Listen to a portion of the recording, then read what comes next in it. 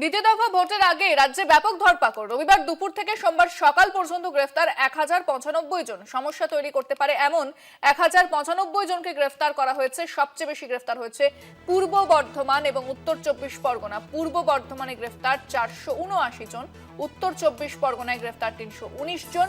গত 36 ঘন্টায় মোট 1543 জন ট্রাবল মেকার পুলিশের জালে। গত 36 ঘন্টায় মোট 1543 জন ট্রাবল মেকার পুলিশের জালে। ফোনে রয়েছেন প্রতিনিধি সত্য সুন্দর ভট্টাচার্য। সত্য, বেশ কয়েকজন, বলবো না, 1095 জনকে ইতিমধ্যেই গ্রেফতার করা হয়েছে। সেই তালিকায় পূর্ব মেদিনীপুর রয়েছে এবং বিভিন্ন জেলার নাম উঠে আসছে। কি জানতে পারছো এই মুহূর্তে ইলেকশন কমিশন সূত্রে?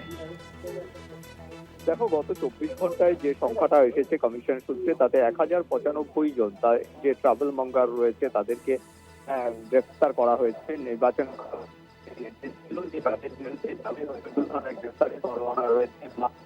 যাদের এর আগের বিভিন্ন রকমের নির্বাচনের ক্ষেত্রে বা কোন রকম হিংসার ঘটনায় যাদের নাম জড়িয়েছিল বা যাদের বিরুদ্ধে অভিযোগ ছিল, তাদেরকে ইতিমধ্যেই শনাক্ত করা হয়েছে এবং সেই ভিত্তিতে তাদেরকে গ্রেফতার করা হয়েছে। যে পরিসংখ্যান উঠে এসেছে তাতে পূর্ব বর্ধমান থেকেই এখনো পর্যন্ত 479 জনকে গ্রেফতার করা হয়েছে।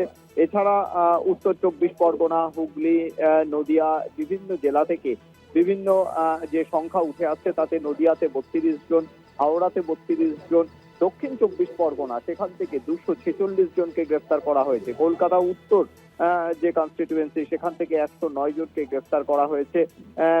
এবং যদি সংখ্যাটা দেখা যায় তাহলে গত 36 ঘন্টায় কিন্তু প্রায় 1,500-এর বেশি এই ট্রাভেল মঙ্গার বা যারা নির্বাচনে অশান্তি ঘটাতে পারে, যাদের বিরুদ্ধে এই ধরনের অভিযোগ রয়েছে, তাদেরকে চিহ্নিত করা হয়েছে এবং তাদেরকে গ্রেফতার করেছে পুলিশ।